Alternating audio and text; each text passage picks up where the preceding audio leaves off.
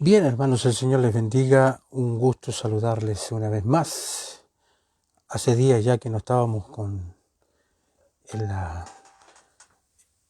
Hace rato que ya no estábamos en la palabra del Señor ahí. Así que un abracito, hermanos, y que el Señor sea con sus vidas, ¿no? Vamos entonces, hermanos, a ver una palabra del Señor.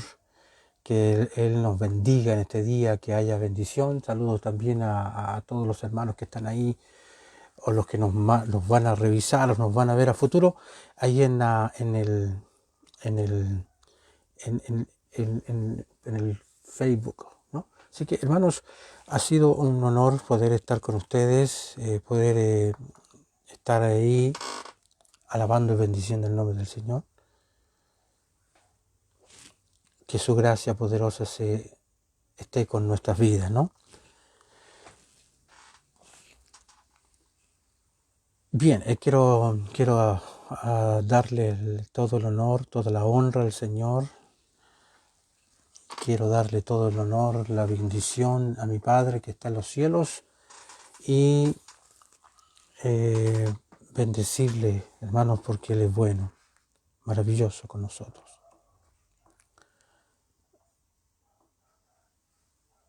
Espérenme un poquito, por favor, déjenme revisar.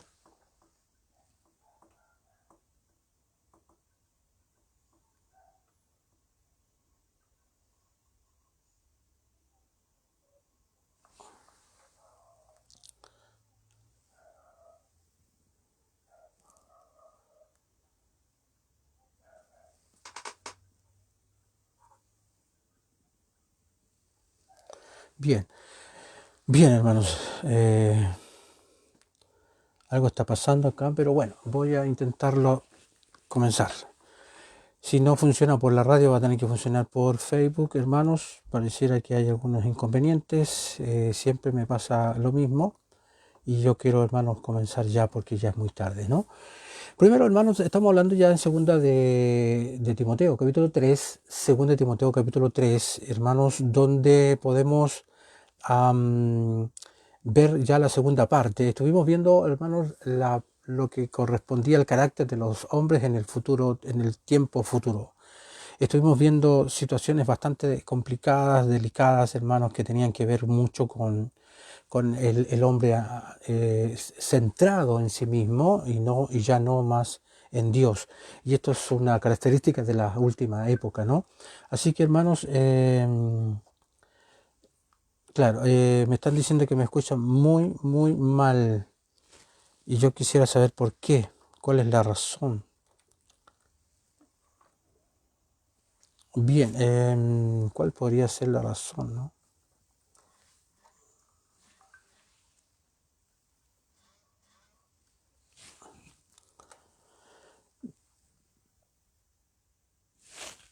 Bien, estoy tratando de arreglar un pequeño drama que tengo acá que claro, se me está, mm,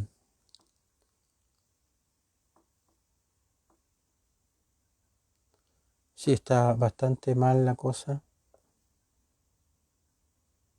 Algo. Bien, entonces, no sé por qué está así.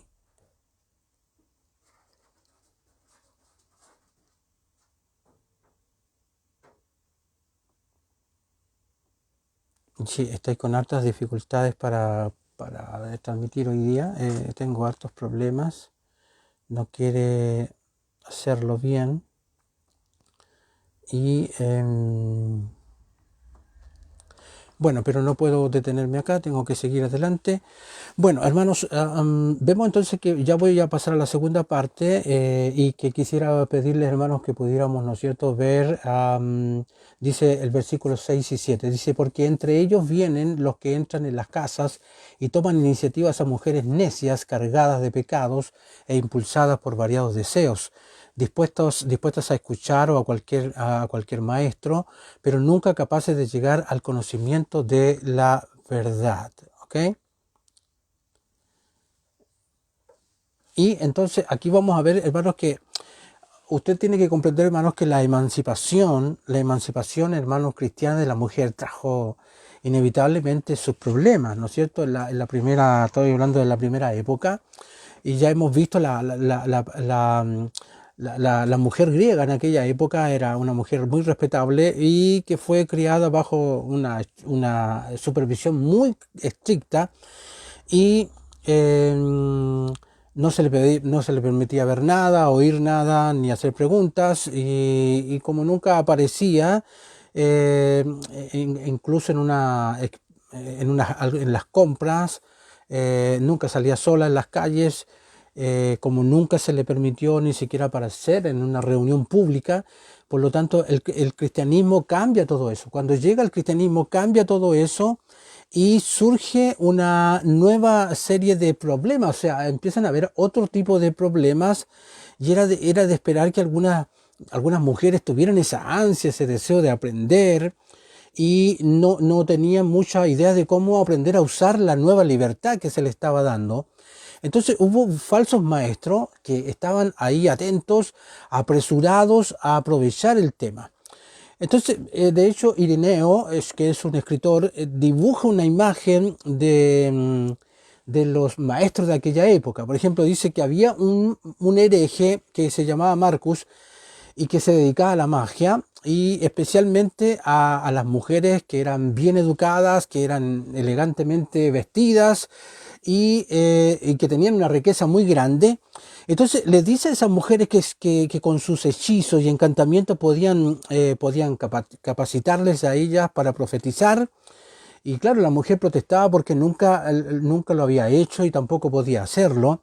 Entonces él las comienza a convencer y les dice, hermanos, que abre tu boca, le dice, habla todo lo que se te ocurra y vas a comenzar a profetizar. Entonces la mujer, muy emocionada de corazón, lo hace y se engaña pensando que puede profetizar. Entonces, y luego obviamente viene la recompensa para Marcos. O sea, las mujeres siempre estaban ahí recompensando a este falso maestro. Entonces había dos formas, hermanos, en que estos herejes en los días de Timoteo podían ejercer una influencia maligna. Debemos recordar que eran agnósticos, gnósticos, digamos, y que el principio básico del gnosticismo, yo lo he dicho varias veces, era que el espíritu era absolutamente y completamente bueno, pero la materia era completamente mala. Entonces debía practicarse dos cosas. Era el ascetismo rígido, ¿no? Y todas las cosas del cuerpo eliminadas en la medida de lo posible. Eso era el ascetismo, ascetismo, que en este caso cuando yo me prohibía hacer ciertas cosas, ¿no es cierto? Y las eliminaba lo que más podía, todo aquello que era negativo de mi cuerpo. Y también, hermanos, o también se iban al otro extremo, que no importaba lo que hiciéramos con el cuerpo, ya, y sus deseos, podían ser entregados también al límite porque no importaban tampoco. Entonces, estos insinuadores gnósticos enseñarían esta doctrina a mujeres que eran capaces de ser impresionadas, digamos, mujeres impresionables, podríamos llamar, que con estas cosas ellas quedaban impresionadas. Entonces el resultado a menudo sería que la mujer rompía las relaciones, ¿no es cierto?, con sus maridos y se dedicaban a vivir una vida ascética o al revés, o quedaba rienda suelta, ¿no es cierto?, a los instintos más bajos de algunas mujeres y se abandonaban a relaciones promiscuas. Entonces, en cualquier caso, el problema era de que el hogar y la familia eran absolutamente descuidados y destruidos, obviamente. Entonces, en la acusación de Pablo de que tales personas están dispuestas, dice, a aprender de cualquiera y sin embargo nunca podrán llegar al conocimiento de la verdad, un escritor, Brown, dice que él ha señalado el peligro de lo que él llama la curiosidad intelectual, ¿cierto?, sin seriedad moral. Entonces, hay un tipo de persona que está ansiosa por discutir cada tema, cada teoría que aparece, que siempre se encuentra involucrada en en el último movimiento de moda que hay en la parte religiosa, pero que no está dispuesta a aceptar, ¿cierto?, la disciplina del día a día, ni siquiera la monotonía de vivir la vida cristiana. Entonces, ninguna cantidad de curiosidad intelectual puede jamás reemplazar, hermano, a lo que significa vivir de acuerdo a los parámetros de Cristo, a una vida de seriedad moral. Entonces, no estamos destinados a excitar nuestras mentes con las últimas locuras que aparecen por ahí en todas partes. Estamos destinados a, ¿no es cierto?, a purificarnos, a apartarnos y a fortalecernos, hermanos, en la batalla moral para vivir la vida cristiana, digamos. Esa es la clave. Tenemos que vivir de acuerdo a los parámetros bíblicos, y ahí ellas quedaban absolutamente, los falsos profetas y todos aquellos que pretendían ser cristianos quedaban absolutamente descubiertos. También dice la palabra del Señor en los versículos 8 al 9, estoy en 2 capítulo 3, 2 Timoteo 3, 8 y 9, dice: de la misma manera que Janes y Jambres se opusieron a Moisés, también estos se oponen a la verdad. Hombres cuya mente es corrupta y cuya fe es falsa, pero no llegarán mucho más lejos, porque su locura será tan clara para todos como la de aquellos antiguos impostores. Entonces, en los días del Antiguo Testamento, ya y también en el Nuevo Testamento, se escribieron muchos libros judíos ya que expanden, ¿no es cierto?, las historias del Antiguo Testamento. Y en algunos de estos libros aparece Janes y Jambres, que figuraron, fíjate, en gran medida. Y estos fueron hombres dados, ¿no es cierto?, estos nombres a los magos de la corte de Faraón, que lo que hacían eran oponerse a lo que estaba haciendo Moisés y Aarón. Entonces, cuando Moisés estaba sacando a los hijos de Israel de la esclavitud de Egipto, ya al principio, estos magos pudieron igualar, fíjate, las maravillas que hicieron con Moisés y Aarón, en este caso los milagros, ¿no? Pero al final fueron derrotados y fueron desacreditados. Janes y Jambres se convirtieron, hermanos, en figuras legendarias que tipificaban a todos aquellos que se oponen a los propósitos de Dios y la obra de sus verdaderos líderes. Entonces, el líder cristiano, hermano, nunca le van a faltar los oponentes. Siempre va a tener oponentes ahí encima, y siempre habrá quienes tengan sus propias ideas retorcidas, hermanos, de la fe cristiana, y que que siempre están deseando ganar a otros para sus creencias erróneas. Pero de una cosa Pablo estaba seguro: los días de los engañadores estaban contados. Ya se mostraría su falsedad y recibirían la recompensa correspondiente. ¿Ya? Entonces, aquí notamos, hermanos, que la historia de la iglesia cristiana nos enseña, hermanos, que la falsedad no puede vivir por mucho tiempo. Puede florecer quizás por un poco de tiempo, pero cuando se expone a la luz de la verdad, esta está destinada, hermanos, a marchitarse, está destinada a morir. Solo hay una prueba para la falsedad, y este es el tema que más me agrada a mí, que me gusta mucho, ¿no? Todo va a ser conocido por los frutos.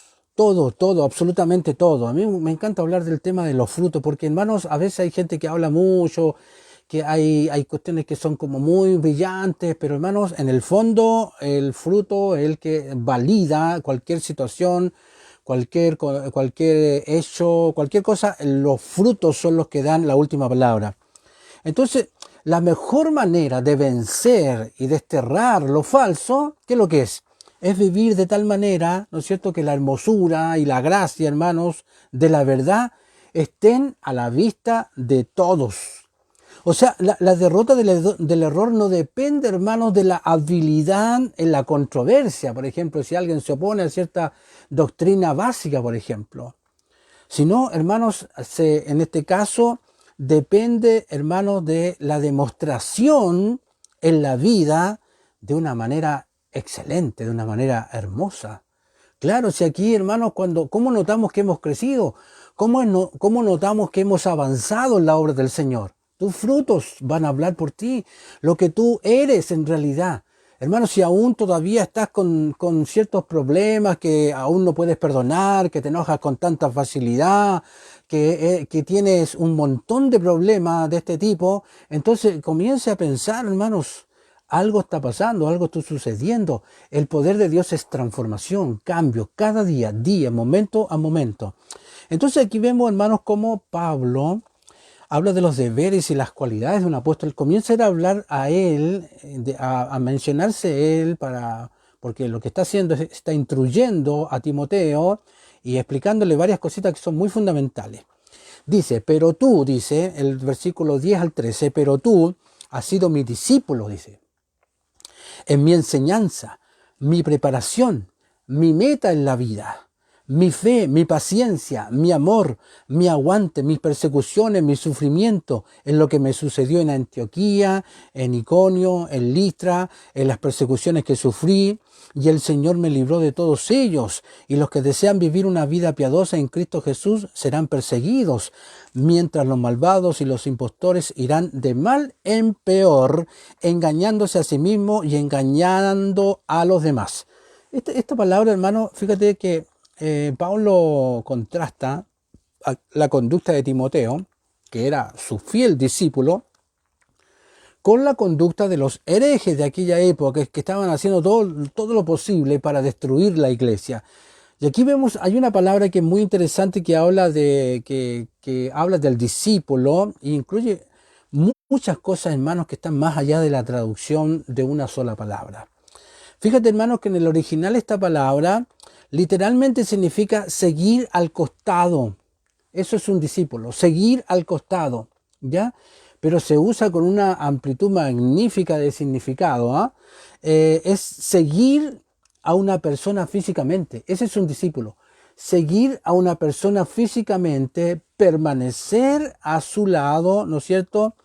Y en las buenas y en las malas. Mire, eso es lo que hace el discípulo. Siempre está ahí, en las buenas y en las malas, a su mentor, digamos, ¿no? Obviamente, inicialmente nuestro maestro es el Señor, pero Dios ha colocado mentores, hombres más crecidos que usted tiene que aprender a seguir, ¿no? Significa seguir mentalmente a una persona, prestar atención diligentemente a su enseñanza y comprender plenamente, hermanos, el significado de lo que dice. Mira, ¿te fijas el detalle, hermanos? Significa seguir espiritualmente a una persona, no solo para entender lo que dice, sino también para llevar a cabo sus ideas y ser el tipo de persona que Él desea que seamos. Obviamente, como dije, nuestro principal maestro es el Señor Jesucristo. A Él lo seguimos, a Él lo imitamos, pero también hay hombres y mujeres que han sido tus mentores, que te han enseñado, que han estado delante de ti. Intenta imitarlos y mantente cerca de ellos, porque ellos van a apoyar y van a ayudar tu vida para el crecimiento. Acuérdate que el crecimiento lo da Dios, ¿no? Pero Dios usa a las personas. Así que, hermanos, aquí notamos, hermano, entonces que esta palabra incluye la lealtad, hermanos, la lealtad inquebrantable de un verdadero amigo, de un verdadero camarada, como lo llamarían en otros lugares. La plena comprensión del verdadero erudito y la completa obediencia del servidor dedicado. ¿Te fijas? Entonces Pablo pasa a enumerar las cosas en las que Timoteo ha sido su discípulo, digamos, ¿ya? Y el interés de esa lista es que consta de los hilos con los que se tejen la vida y la obra de un apóstol. Aquí encontramos los deberes, las cualidades del apóstol y las experiencias del apóstol. ¿Todo para qué? Para darle fortaleza a Timoteo, porque estaba enfrentando una lucha tenaz. Primero, están los deberes de un apóstol. Primero, hermanos, hay enseñanza. Nadie puede enseñar lo que no sabe. Por lo tanto, hermanos, de que un hombre pueda enseñar a Cristo a otros, debe primero conocerlo él. Y Pablo conocía perfectamente a Cristo. Entonces, hermanos, de hecho se han discutido muchas cosas, ¿no? Y muchos detalles. Un hombre decía, ¿no es cierto? Bueno, algunas personas discutiendo sobre el pastor o el ministro en su iglesia, le dijo, bueno, lo que esta iglesia necesita es un hombre que conozca a Cristo, decía. De otra manera, ya que no sea de segunda mano. Eso es lo que siempre el hombre siempre está demandando. Que los hombres conozcan verdaderamente a Cristo y luego puedan enseñar a ese Cristo que lo conocieron. Entonces, la vida cristiana no consiste solo en conocer algo. Consiste aún más en ser algo, no solamente conocimiento, sino que vida. Y eso es muy fundamental, hermanos. La tarea del apóstol, en el caso de Pablo, no es solo decir la verdad a los hombres. También él estaba ayudándolos a a llevarla a cabo esta verdad. Entonces el verdadero líder da entrenamiento para vivir. Eso es lo que hace el verdadero líder. Así que todos los líderes que puedan escuchar esto, los líderes tienen que tener una vida muy apegada a la palabra y que Dios nos ayude en eso, hermanos, porque a veces se nos escapa la situación, cometemos muchos errores, faltamos en muchas situaciones, pero que Dios nos guarde porque hay gente que está detrás de nosotros. Amén. Ahora, en segundo lugar, están las cualidades del apóstol. En primer lugar, tienen un objetivo en la vida, ¿cierto? Dos hombres hablaban, de hecho, dos hombres hablaban de un gran escritor satírico que estaba lleno de seriedad moral, y dice: le dio una patada al mundo, dijo uno, como si fuera una pelota de fútbol. El otro dijo, claro, es cierto, dijo, pero lo pateó para hacer un gol. O sea, como individuos, a veces deberíamos preguntarnos cuál es nuestro objetivo en la vida. ¿Por qué estamos aquí? ¿Para qué seguimos al Señor? Como maestros, hermanos. Porque acuérdense que las epístolas pastorales se dirigen mucho al liderazgo. Ya, como maestros a veces deberíamos preguntarnos qué estoy tratando de hacer con estas personas a las que yo enseño, a las cuales yo estoy ministrando. ¿Ya? Una vez le preguntaron a Gesilao, rey de Esparta, ¿qué debemos enseñar a nuestros muchachos?, le dijeron, le preguntaron. Su respuesta fue: lo que les será más útil cuando sean hombres. Entonces la pregunta ¿es conocimiento o es vida lo que estamos tratando de transmitir? ¿Cuál es? Claro, entonces, ¿es conocimiento o es vida? Necesitamos entender que lo que enseñamos no solo son unas clases, hermanos, de discipulado, sino que ellos tienen que observar y tienen que mirar qué clase de vida estoy transmitiendo con esa enseñanza. Entonces, como miembros de la iglesia, a veces debiéramos preguntarnos, hermanos, ¿qué estamos tratando de hacer en ella? ¿Qué estamos tratando de hacer en ella, en la iglesia? No es suficiente estar satisfecho cuando una iglesia está tarareando, ¿no es cierto?, como un dínamo, y cada noche de la semana tiene su propia organización ahí llena de cosas. Deberíamos preguntarnos, hermanos, ¿cuál es el propósito que nos unifica? ¿Cuál es el propósito unificador? Si es que lo hay, digamos, que une a cualquier actividad que hagamos dentro de la iglesia. Entonces, en toda la vida, hermanos, no hay nada tan creativo, ¿cierto?, de esfuerzo realmente productivo como una clara conciencia de un propósito. Tenemos que tener claro para qué Dios nos llamó, por qué estamos haciendo lo que estamos haciendo. ¿Te fijas? Y ahí te das cuenta que, en el fondo, hermanos, Pablo está ahí tratando de convencer a Timoteo, ¿no es cierto?, de que lo mire, que lo observe. Yo he hecho esto, yo estoy acá, yo estoy aquí, estoy a tu lado. Y la idea es transmitiendo vida una y otra vez.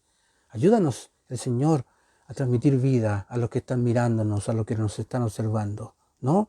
Y quizás no es un grupo de hombres y mujeres de la iglesia, quizás sea tu esposo, quizás sea tu hijo. No importa. La idea es que tú muestres con los hechos de que realmente te has convertido. Amén. Ahora, Pablo pasa a otras cualidades de un apóstol. Dice, hay fe, hay una creencia completa de que los mandamientos de Dios son obligatorios y que sus promesas son verdaderas. Hay paciencia, dice él. Hay paciencia, y aquí usamos nuevamente una palabra que ya es bastante conocida. Es macrotumia. No sé si se acuerda de esa palabra, macrotumia. Y fíjate que esta palabra, como la usaban los griegos, generalmente significaba paciencia con la gente. Tenemos que aprender a tener paciencia con la gente. Es la capacidad de no perder la paciencia cuando las personas son irritables, son complicadas, cuando parecen imposibles de enseñar. Es la capacidad de aceptar. Mira, esto es lo que pensaba el mundo griego. Es la capacidad de aceptar, hermanos, la insensatez, la perversidad muchas veces, la ceguera, la ingratitud de los hombres. Y seguir siendo amables. Seguir siendo amables y seguir esforzándose, hermanos, para que otros vean que Cristo vive en nosotros. ¿No es cierto? Entonces, esta es la actitud de Dios hacia los hombres. La actitud que soporta todo, ¿no es cierto?, lo que los hombres pueden hacer. Y se niega a estar enojado, se niega a estar amargado y que nunca buscará nada más que el mayor bien para el otro. ¿Me entiendes? No es cosa fácil. Si el evangelio de la segunda milla nunca ha sido fácil. Si te golpean la mejilla, pone la otra. Si te obligan a llevar un saco, una cuadra, llévala 2 cuadras. Amar a los hombres es perdonarlos y cuidarlos como Dios nos perdona y nos cuida. Y es solo Él quien puede capacitarnos, hermanos, para hacer eso. ¿Te fijas? Entonces, hermanos, Pablo completa la historia de las cosas que Timoteo ha compartido y debe compartir con él, hablando de las experiencias de un apóstol, y antecede, ¿no es cierto?, esa lista de experiencias estableciendo la calidad de la resistencia. Y aquí hay otra palabra interesante, resistencia. La otra tenía que ver con la paciencia. Esta tiene que ver con la resistencia. Y también es una palabra conocida, hermanos, en el original es upomone, que no significa sentarse pasivamente y llevar cosas, sino enfrentarlas, hermanos, triunfante, para que incluso de las cosas negativas, de las cosas aparentemente malas, podamos sacar el bien. Y, hermanos, describe no el espíritu que acepta la vida, sino el espíritu que la domina. O sea, cuando vienen las cosas complicadas, ahí estamos agarrando, ¿no es cierto?, como dice el dicho, el toro por las 2 astas. O estamos agarrando las riendas para que esto no nos abrume, para que esto no nos haga más ciegos, para que esto no nos imposibilite o nos inmovilice, hermanos. Entonces, vemos entonces que esa cualidad de perseverancia conquistadora es muy necesaria, porque la persecución, decía Pablo, va a venir. Pablo decía, es segura. En la experiencia del apóstol era segura. Pablo cita 3 casos en los que él tuvo que sufrir por Cristo. Y dice que fue expulsado de Antioquía de Pisidia, tuvo que huir de Iconio, ¿no es cierto?, para evitar el linchamiento. Y en Listra dice que fue apedreado y dado por muerto. O sea, es cierto, hermanos, que estas cosas sucedieron antes de que el joven Timoteo, ¿no es cierto?, entrara definitivamente en el camino cristiano, pero todas sucedieron en el distrito del cual él era nativo. Seguramente, hermanos, él podría perfectamente haber sido un testigo ocular, ¿no es cierto?, de lo que se sucedió a Pablo. Y bien pudo ser una prueba del valor y la consagración también de Timoteo, ¿no es cierto?, que él había visto muy claramente lo que podía pasarle a un apóstol en aquella época y aún no había dudado en echar, ¿no es cierto?, colocarse ahí al lado de su maestro. ¿Te fijas? O sea, sí, entonces es interesante lo que pasa con Timoteo, ¿no? Pablo tiene entonces la convicción de que el verdadero seguidor de Cristo no puede escapar de la persecución. Entonces, cuando la angustia cayó sobre los tesalonicenses, Pablo les escribió lo siguiente, hermanos. Cuando estábamos con ustedes, les dijimos de antemano que sufriríamos aflicción, tal como ha sucedido y como ustedes saben. ¿Se fija? Tesalonicenses 3:4. Entonces, es como si les dijera, ustedes han sido bien advertidos. Entonces, regresó después del primer viaje misionero para visitar, hermanos, ¿ya?, para visitar las iglesias que había fundado y obviamente fortaleciendo el alma de los discípulos, exhortándolos a continuar en la fe y diciendo, ¿no es cierto?, que a través de muchas tribulaciones debemos entrar en el reino de los cielos. ¿Ya? Entonces el reino tuvo su precio. Jesús mismo había dicho, bienaventurados los que padecen persecución por causa de la justicia. Si alguien se propone aceptar entonces un conjunto de normas bastante diferentes a las del mundo, seguramente encontrará problemas. Si alguien se propone introducir su vida a una lealtad que sobrepasa todas las lealtades terrenales, seguramente habrá enfrentamientos. Y todo eso es precisamente lo que el cristianismo exige, ¿no es cierto? Que el hombre haga, que haga el bien a toda costa, pero al mundo no le va a agradar, no le va a gustar aquello. Entonces, hermanos, que Dios nos ayude, hermanos, porque la persecución y las dificultades van a venir, pero Pablo está seguro de dos cosas. Está seguro de que Dios le va a rescatar al hombre que confía en él. Está seguro de que a la larga es mejor sufrir con Dios que con el mal, ¿no? O prosperar con los hombres.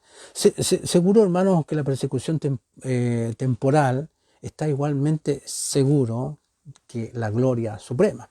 Entonces, voy a los últimos versículos cuando dice, pero en cuanto a ti permaneces fiel a las cosas que has aprendido y en las que has confirmado tu fe, porque sabes de quién las has aprendido y sabes que desde la niñez has conocido las Sagradas Escrituras, que pueden, ¿no es cierto? Espera un poquito, ya. Y que pueden darte la sabiduría que te traerá salvación por la fe que es en Cristo Jesús. Toda la Escritura es inspirada por Dios, útil para enseñar, para la convicción del error, para la corrección y para el entrenamiento en justicia, a fin de que el hombre de Dios sea completo, completamente equipado. Espera un poquito. Ya, ahí está.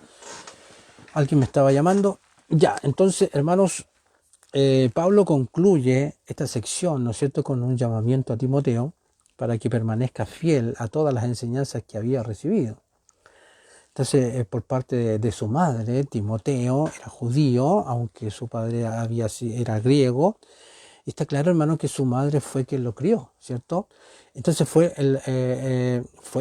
la gloria de los judíos era que sus hijos, desde sus primeros días, fueran educados en la ley. Los hijos de los judíos eran equipados en las cosas del Señor, pero desde chiquitito ya afirmaron que sus hijos aprendieron la ley, incluso en sus pañales, y la bebieron con la leche materna prácticamente, y afirmaron que la ley estaba tan impresa en el corazón, ¿no es cierto?, y la mente de un niño judío, que preferirían olvidar su propio nombre que olvidarlo, ¿ya? Entonces, por eso, desde la más tierna infancia, Timoteo conocía los escritos sagrados. Y debemos recordar, hermanos, que la escritura de la que Pablo está escribiendo es del Antiguo Testamento. Todavía el Nuevo Testamento no había llegado a existir. Entonces, si lo que se dice en la escritura es cierto del Antiguo Testamento, ¿cuánto más cierto es de las palabras aún más preciosas del Nuevo? Entonces, debemos notar, hermanos, que Pablo aquí hace una distinción. Habla de todas las escrituras inspiradas por Dios, ¿ya? No cualquiera. Porque los gnósticos tenían sus propios libros fantásticos y todos los herejes produjeron mucha literatura para respaldar sus afirmaciones, pero Pablo consideraba cosas hechas por el hombre. Pero los grandes libros para el alma de un hombre eran los que estaban inspirados por Dios, ¿no es cierto?, que la tradición y la experiencia de los hombres habían santificado. Entonces, veamos, hermanos, entonces lo que dice Pablo sobre la utilidad de las escrituras. Dice, hermanos, que las escrituras dan la sabiduría que traerá salvación, ¿sí? Segundo, dice que las escrituras son útiles en la enseñanza. O sea, solo, hermanos, en el Nuevo Testamento tenemos alguna imagen de Jesús, según relata, ¿no es cierto?, todo el relato de su vida y algún registro de su enseñanza. Entonces, por esta misma razón es lo que sea que el hombre pueda argumentar acerca de la Biblia, ¿ya? Es imposible que la iglesia pueda prescindir de los evangelios, digamos. Los evangelios son muy fundamentales El cristianismo no se basa en un libro impreso, sino en una persona viva. Usted sabe que a través de la historia que hemos podido observar en la Escritura, Cristo está vivo y nosotros lo creemos. Y el hecho es que el único lugar en todo el mundo donde obtenemos un relato de primera mano de esa persona es en la enseñanza del Nuevo Testamento. Así que damos gracias a Dios por el Nuevo Testamento. También dice que las escrituras son valiosas para la reprensión. O sea, no significa que las escrituras sean valiosas para encontrar las faltas de la gente. Lo que se quiere decir es que son valiosas, hermanos, para convencer a un hombre del error de sus caminos y para indicarle el camino correcto. Así que damos gracias al Señor por eso, ¿no es cierto? Se habla de Vicente Quiroga, por ejemplo, que era un escritor en Chile, ¿no es cierto? Dice que él encontró algunas páginas de un libro ya que estaban a las orillas del mar después de un maremoto, que hubo. Dice que él las leyó y nunca descansó hasta que obtuvo el resto de la Biblia. No solo se convirtió en un cristiano, sino que él dedicó toda su vida a la distribución de las escrituras en los pueblos olvidados del norte de Chile. Entonces, está más allá de toda la discusión de que las escrituras pueden convencer a un hombre de su error y convencerlo del poder de Cristo. La Biblia tiene vida en sí misma, ¿no? A través del Espíritu Santo, obviamente. Entonces, las escrituras son útiles para corregir también. El verdadero significado de esto es que todas las teorías, todas las teologías, todas las éticas deben ser probadas contra las escrituras. Si contradicen la enseñanza de la Biblia, deben ser rechazados, claramente. Entonces, es nuestro deber usar nuestras mentes, ¿no es cierto? Y ponerlas, ¿no es cierto? Ahí claramente para la prueba. Que debe estar siempre de acuerdo con las enseñanzas de las Escrituras, de lo que el Señor Jesús decía. Eso es muy importante que toda enseñanza sea metida y sea aprobada por la palabra. Entonces Pablo ya hace un punto final para finalizar, hermanos, que el estudio de las Escrituras entrena al hombre en la justicia, hasta que esté equipado para toda buena obra. Y aquí está la conclusión esencial, hermanos, muy esencial, ¿ya? El estudio de la Escritura nunca debe ser egoísta, nunca simplemente por el bien del alma de un hombre, ¿no? Siempre, cualquier conversión que le haga pensar a un hombre en nada más que en el hecho de que ha sido salvo, no es verdadera conversión. Debe estudiar las Escrituras para ser útil a Dios, ¿no es cierto?, y a su semejante. Por ejemplo, cuando nos hemos metido en todo este proyecto de enseñar la palabra, ¿para qué cree usted que es? ¿Para ensalzar al pastor Albuerno o a los líderes tremendos que tenemos por ahí? No es para eso, es para enseñar a otros. Si usted ve este video y puede aprender algo de ahí, ¿para qué cree usted que es? Para que pueda usted enseñarle a otro. Debe estudiar las Escrituras. Debe intentar ser útil a Dios y a aquellos que están detrás suyo, hermanos. Ningún hombre se salva a menos que esté en llamas para salvar a otros. Así que, hermanos, que Dios nos ayude, que Dios nos bendiga en este día, hermanos. Lamento que haya tenido algunos problemas con este video al principio, pero bueno, así es la vida, situaciones que no podemos, se nos escapan de nuestras manos, y en este minuto no tenía cómo solucionarlo, por la radio parece que no salió, y bueno, doy gracias al Señor porque por lo menos por acá sí pudo salir. Un abrazo, hermanos, un cariño a cada uno de ustedes. Siga aprendiendo la Biblia. A usted siempre me va a ver en la misma.